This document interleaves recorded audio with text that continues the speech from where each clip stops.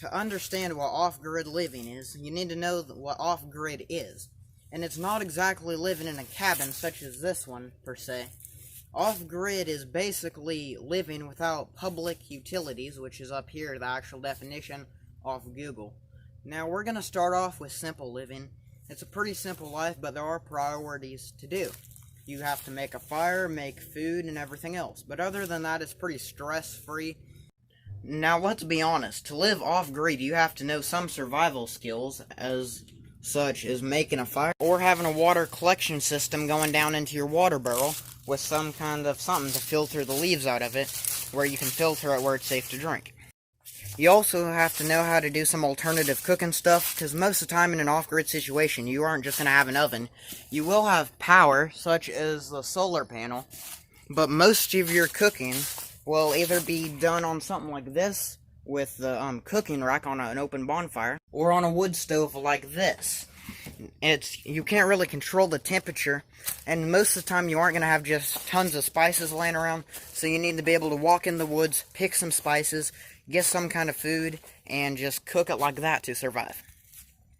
You have to be really careful not to get hurt, because I'm going to do a quick turnaround here, and tell me if you see any other civilization besides what we got here. I don't, so you're going to have to be really careful not to get hurt. Especially, I'd always keep a phone on you, that way you can call help if you do get hurt. Have a first aid kit, but you have to be really careful because you're out here in the middle of the woods. I don't see nobody. You also know how to fix stuff alternatively, kind of. Like, that could fall off, you'd have to nail it back down. The smoke might not come out because the pipe is clogged. You have to cut firewood like that. And stuff always aren't going to go as planned. Like, you may not have a wrench to fix the solar panel, so you're going to have to use some kind of other thing. You're going to have to improvise how to do stuff. Which, speaking of improvising, you have to learn to improvise like crazy up here. You can't waste anything. You have to use what you have. Like, my machete broke, and I needed to make a machete, so I had to improvise by making a forge. Now, that's a little far for improvising, but it also helps me out. I didn't want my wood to get wet, or I wouldn't have heat, or cooking, basically. So I got a canopy with some plywood and made a woodshed. You just have to improvise everything, pretty much. Since I've been running around this place like crazy, I'm going to give y'all a tour. So, this is the bathroom area. Not going to spend too much time on it. Four-wheeler, how we get up there. This is my little work area right here where I can build certain things. It's where I keep the wood. And here's my tool and woodshed. It's just an old canopy with some plywood around it. That's where I keep my firewood, all the tools and stuff. Alright, there, looking in there. This part, this is actually a gate that you can close at night. And this is all fenced in to keep the dogs in and stuff like that. Have your simple chairs. This is my summertime shower.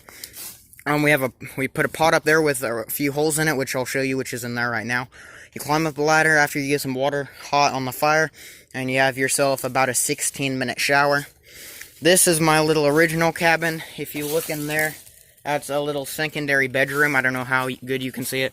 There's a platform up there for deer hunting. Up here's just the storage room, then that goes inside. You have your water collection system to get water.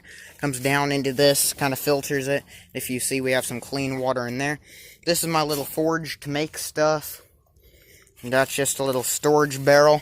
Then you get into the actual new cabin. We have solar panel there. The pipe there for the furnace. Then I don't know how good y'all are going to be able to see in here. This is the actual furnace. Let me turn the light on. I don't know if that did anything. I'm just going to stand out here. But these are the bunk beds here. That's that. We have a fridge, and then we have shelving. Right there's my little desk. That's my chair.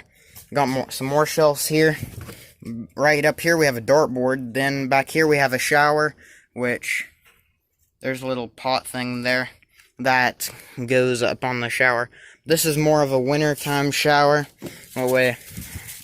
I don't even know what I'm saying anymore. But yeah, that's a tour of this place. Hope y'all enjoyed the video.